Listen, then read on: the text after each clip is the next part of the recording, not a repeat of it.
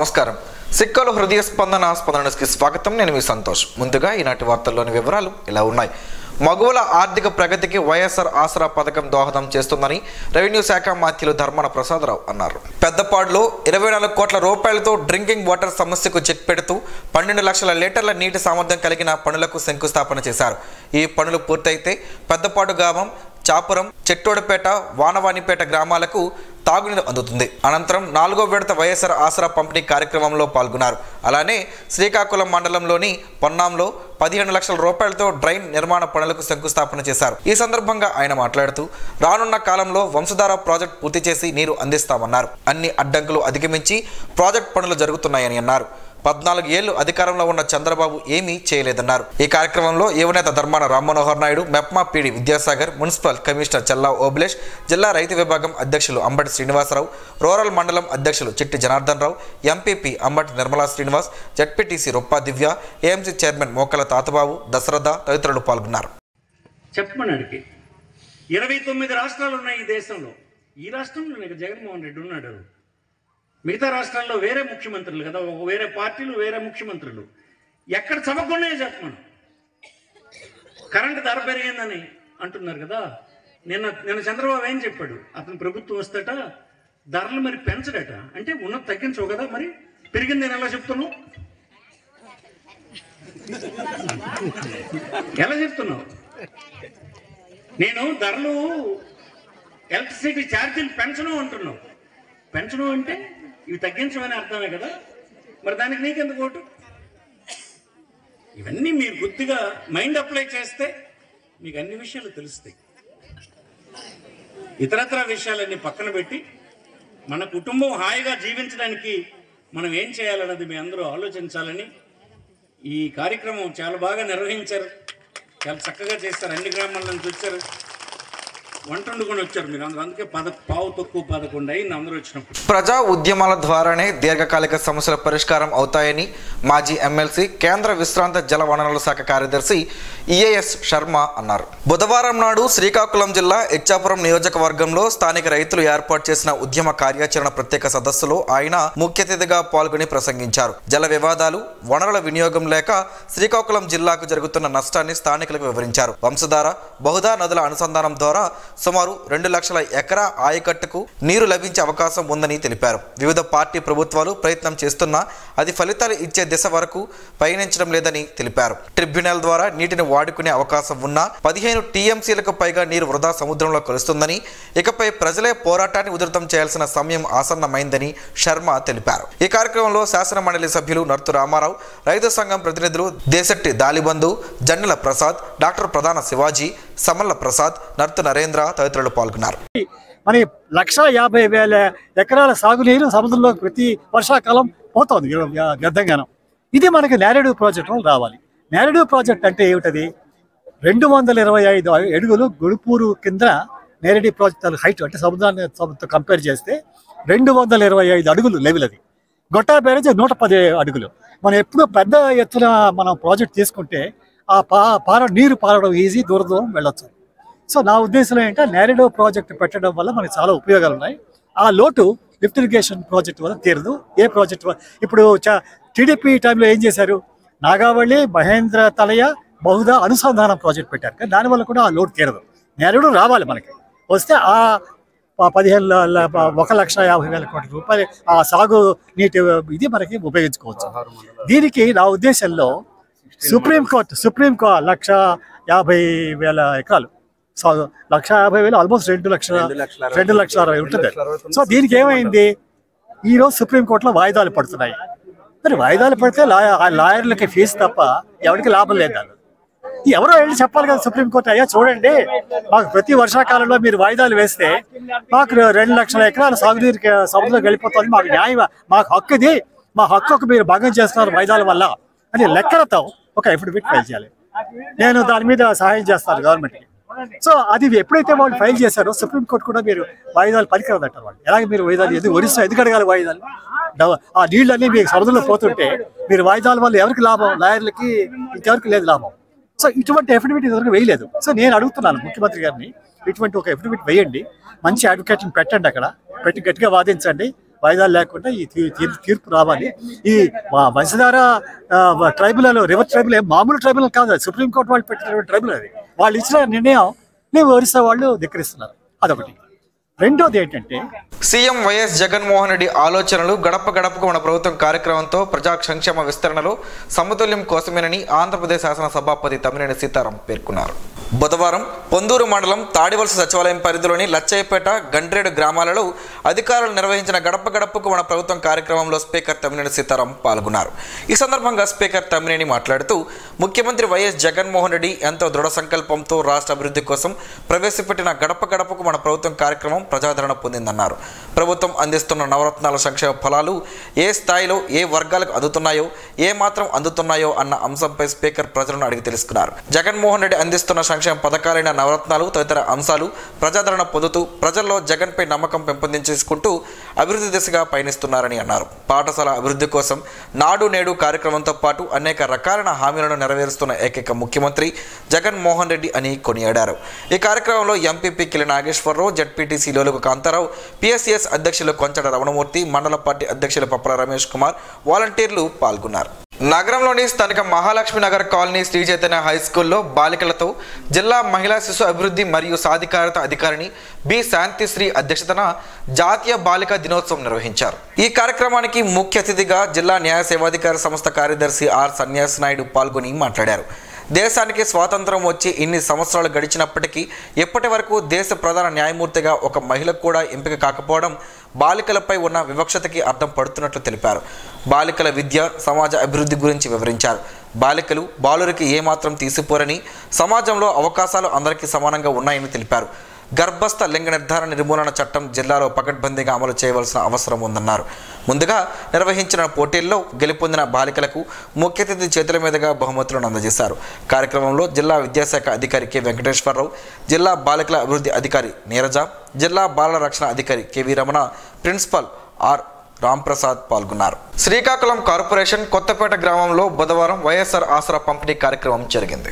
ఈ కార్యక్రమంలో అతిథిగా రాష్ట్ర రెవెన్యూ శాఖ మంత్రి ధర్మాన ప్రసాదరావు, యువనేత ధర్మాన రామ్మనోహర్ నాయుడు, పార్టీ నాయకులు, స్థానిక నాయకులు పాల్గొన్నారు. ఆసరా పంపిణీ కార్యక్రమంలో 9 సచివాలయం పరిధిలోని Badurlapeta, CB road, Dandivedi, HB colony, compost colony, Kazipet, Killipalem గ్రామం డ్వాక్రా మహిళలకు ఈ రోజున 2,87,58,000 రూపాయలు రుణమాఫీ చేసినట్లు రెవెన్యూ శాఖ మంత్రి ధర్మాన ప్రసాదరావు ప్రకటించారు. యువనేత ధర్మాన రామ్మనోహర్ నాయుడు మాట్లాడుతూ రాబోయే ఎన్నికల్లో ముఖ్యమంత్రి వైఎస్ జగన్ కి ధర్మాన ప్రసాదరావుకి మద్దతుగా నిలబడాలని కోరారు. చంద్రబాబు నాయుడు మాయ మాటలను ప్రజలెవరూ నమ్మేందుకు సిద్ధంగా లేరని తెలిపారు. ఈ కార్యక్రమంలో వైఎస్ఆర్ కాంగ్రెస్ పార్టీ నాయకులు, కార్యకర్తలు, అభిమానులు తదితరులు పాల్గొన్నారు. మంత్రి ధర్మాన వ్యాఖ్యలు రాజకీయ వ్యూహంలోని భాగమేనని మాజీ మంత్రి గుండా అప్పల సూర్యనారాయణ అన్నారు. ఈ మేరకు బుధవారం ఆయన ఒక ప్రకటన విడుదల చేశారు. మంత్రి ధర్మాన రాజకీయం ఎప్పుడూ వ్యూహాలు, ఎత్తుగడలు తప్పితే వాస్తవాన్ని మభ్యపెడతారని ఆయన ఆరోపించారు. ఇప్పిల్లో జరిగిన సభలో ధర్మాన మాట్లాడిన మాటలు ఎమ్మెల్యేగా పోటీ చేయను అంటే సీఎం జగన్మోహన్ రెడ్డి పోటీ చేయమని చెప్తున్నారని, ఈ నేపథ్యంలో ప్రజలే నిర్ణయిస్తారని అనడం రాజకీయ ఎత్తుగడ, వ్యూహాలుగానే అభిప్రాయం కలుగుతుందని మాజీ మంత్రి గుండా అప్పల సూర్యనారాయణ పేర్కొన్నారు. గతంలో నరసన్నపేట నియోజకవర్గానికి ఎమ్మెల్యేగా గెలిచి మంత్రిగా పనిచేస్తూ 2004లో శ్రీకాకుళం నియోజకవర్గంలో పోటీ చేయడానికి ఆనాడు నియోజకవర్గంలోని ప్రజల అభిప్రాయాలు తెలుసుకున్నారా అని ప్రశ్నించారు. శ్రీకాకుళం నియోజకవర్గం తెలుగుదేశం పార్టీకి కంచుకోట అని, అందువల్ల తాను మొదటిసారి శాసనసభ్యులుగా పోటీ చేసి ఒక జాతీయ నాయకుడిపై సుమారు 40,000 ఓట్ల పైచిలకు మెజారిటీతో గెలవడం, రాష్ట్రంలో మెజార్టీలో మొదటి వరుసలో నిలబడడం అందరికీ తెలుసునని గుర్తు చేశారు.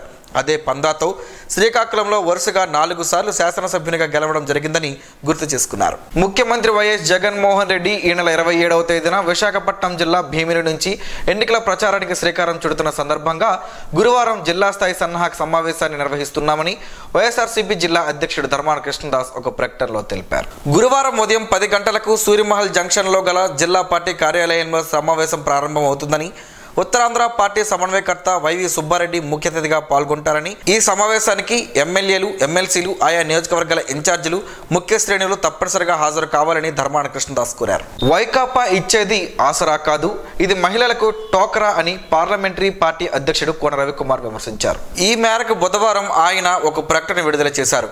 డ్వాక్రా రుణమాఫీ, పసుపు కుంకుమ ద్వారా చంద్రన్న పాలనలో 1,000,000 మంది మహిళలు ఒక్కొక్కరికి 20,000 రూపాయల లబ్ధి పొందారని గుర్తు చేశారు.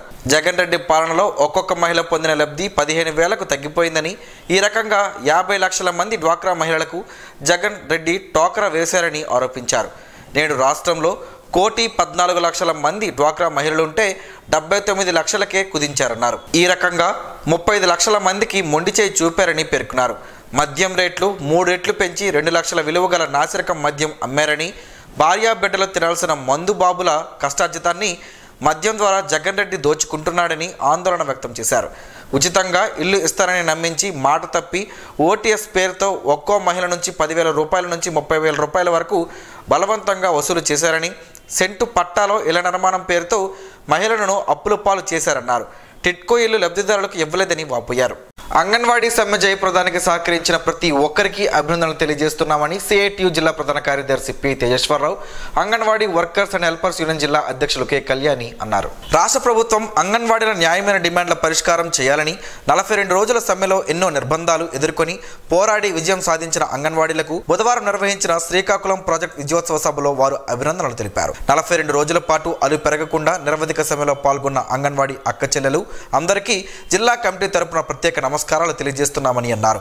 సమ్మెను విరమించి యథావిధిగా విధుల్లోకి కార్మికులు చేరారని కోరారు. అంగన్వాడీలతో ప్రభుత్వం చర్చలు జరిపి సమస్యల పరిష్కారానికి హామీ ఇవ్వడంతో సమ్మె విరమించి గుజరాతీపేట నుంచి ప్రాజెక్ట్ కార్యాలయం వరకు ర్యాలీ నిర్వహించి విధుల్లోకి హాజరు కావడం జరిగిందన్నారు. సమ్మెలో పాల్గొని మద్దతు తెలియజేసిన లబ్ధిదారులకు కార్మిక సంఘాలు, ప్రజా సంఘాలు, మహిళా సంఘాలు, సామాజిక సంఘాలు, వివిధ రాజకీయ పార్టీలు, మీడియా మిత్రులందరికీ ప్రత్యేక నమస్కారాలు తెలియజేస్తున్నామని అన్నారు. ఈ కార్యక్రమంలో డి జ్యోతి, ముత్యాలమ్మ, కె పార్వతి, లక్ష్మి, సూర్యకుమారి, లేలా, కుమారి, అంజలి, భాయ్, మల్లేశ్వరి తదితరులు పాల్గొన్నారు.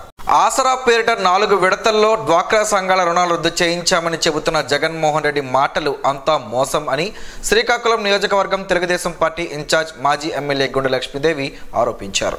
ఈ మేరకు బుధవారం ఆమె ఒక ప్రకటన విడుదల చేశారు. 2014 ఏప్రిల్ 1 నాటికి డ్వాక్రా సంఘాల ఎన్పిఏలు 10.33% ఉండగా 2019 ఏప్రిల్ 1 నాటికి 1.56% తగ్గించిన ఘనత చంద్రబాబుది అని పేర్కొన్నారు. డ్వాక్రా మహిళలకు ఇచ్చింది గోరంత, చెబుతున్నది కొండంత అని మాయ మాటలతోనే పాలన సాగుతుందని దుయ్యబట్టారు. రాష్ట్రంలో 1,14,00,000 మంది డ్వాక్రా మహిళలుంటే 79 లక్షలకే ఆసరా అందించి చేతులు దులుపుకున్నారని అన్నారు. 35 లక్షల మందికి ఈ పథకం వర్తింప చేయకుండా ఇప్పుడేమో మహిళల కోసం మేమున్నాం అని అంటున్నారని అన్నారు.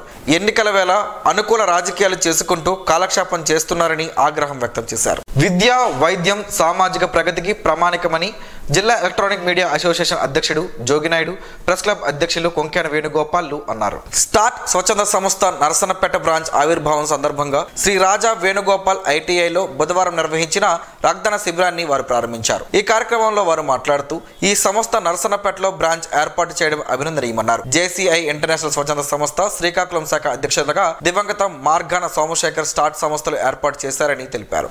స్టార్ట్ సంస్థ ప్రతినిధి ఐటీఐ కరెస్పాండెంట్ ఎం వెంకటేష్ మాట్లాడుతూ తన తండ్రి సోమశేఖర్ ఎన్నో సామాజిక సేవా కార్యక్రమాలు చేపట్టేవారని, ఆయన స్ఫూర్తిగా తీసుకుని తాను ఐటీఐ నిర్వహిస్తున్న ప్రాంతంలో కొన్ని కార్యక్రమాలు చేపడతామన్నారు. తొలుత సోమశేఖర్ చిత్రపటం ముందు జ్యోతి ప్రజ్వలన చేశారు. శ్రీకాకుళం ప్రభుత్వ ఆసుపత్రి వైద్య నిపుణురాలు డాక్టర్ సునీత ఆధ్వర్యంలో రక్తదాన శిబిరం నిర్వహించారు. ఐటీఐ ప్రిన్సిపల్ ఎల్ఎంవిజి నాగేశ్వరరావు అధ్యక్షతన జరిగిన ఈ కార్యక్రమంలో కోఆర్డినేటర్ సయ్యద్ హమీద్, ఐటీఐ ఇన్స్పెక్టర్లు, సిబ్బంది, ప్రభుత్వ ఆసుపత్రి సిబ్బంది పాల్గొన్నారు.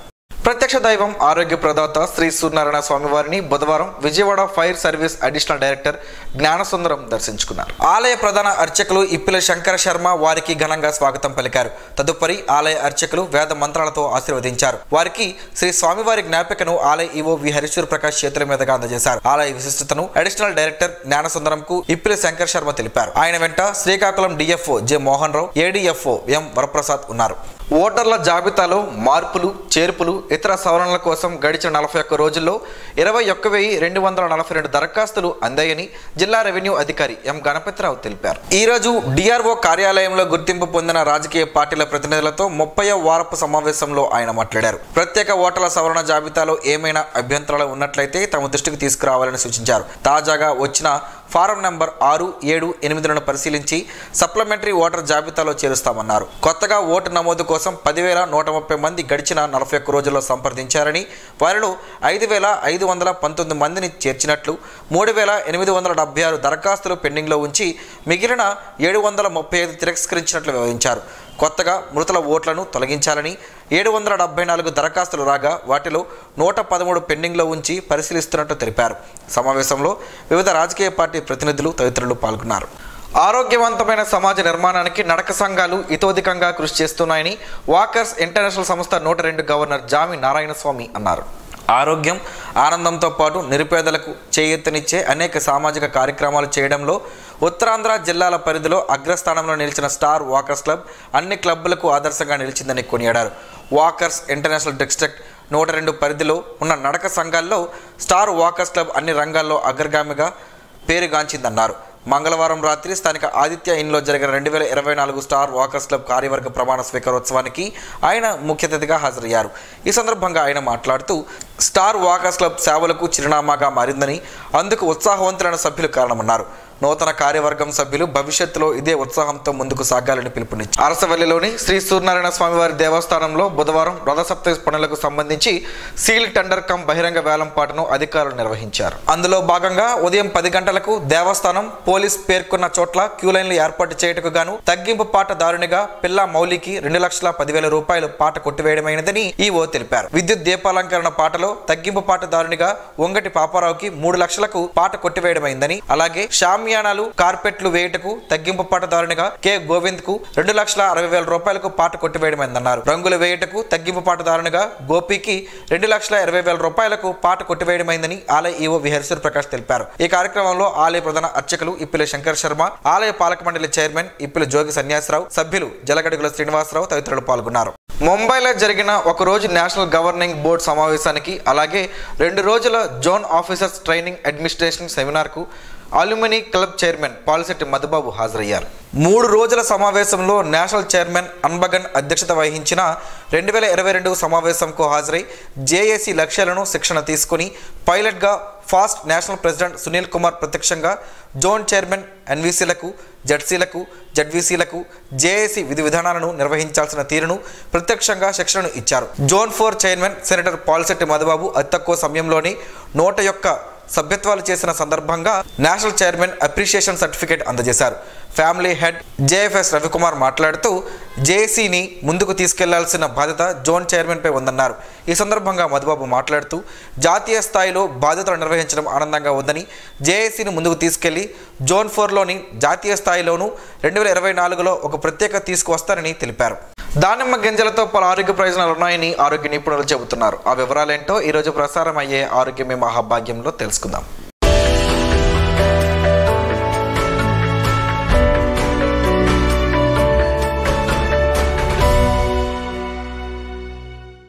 దానిమ్మ గింజలు తింటే ఎన్నో ఆరోగ్య ప్రయోజనాలు ఉన్నాయని వైద్యులు చెబుతున్నారు. వీటిల్లో మినరల్స్, విటమిన్స్, యాంటీ ఆక్సిడెంట్స్ ఉండడం వల్ల రోగ నిరోధక శక్తిని పెంచుతాయి. ముఖ్యంగా అధిక బరువుతో బాధపడేవారు దానిమ్మ గింజలు తింటే బరువు తగ్గే అవకాశం ఉందని ఆరోగ్య నిపుణులు సూచిస్తున్నారు. దానిమ్మలో ఫైబర్ ఎక్కువగా ఉంటుంది, క్యాలరీలు తక్కువగా ఉంటాయి. ప్రతిరోజు ఉదయం టిఫిన్ తిన్న తరువాత 4 టేబుల్ స్పూన్ల దానిమ్మ గింజలు తింటే క్రమంగా బరువు తగ్గే అవకాశం ఉందని ఆరోగ్య నిపుణులు చెబుతున్నారు. దానిమ్మ జుట్టు పెరుగుదలకు ఎంతో సహాయపడుతుంది, జ్ఞాపక శక్తిని పెంచుతుందని నిపుణులు చెబుతున్నారు.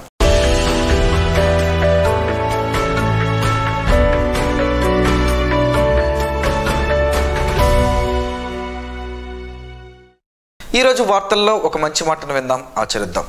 సమాజ శ్రేయస్సును కాంక్షించే మహనీయుల సూక్తుల్లోంచి ఈరోజు జీవనం గమనం గమ్యం.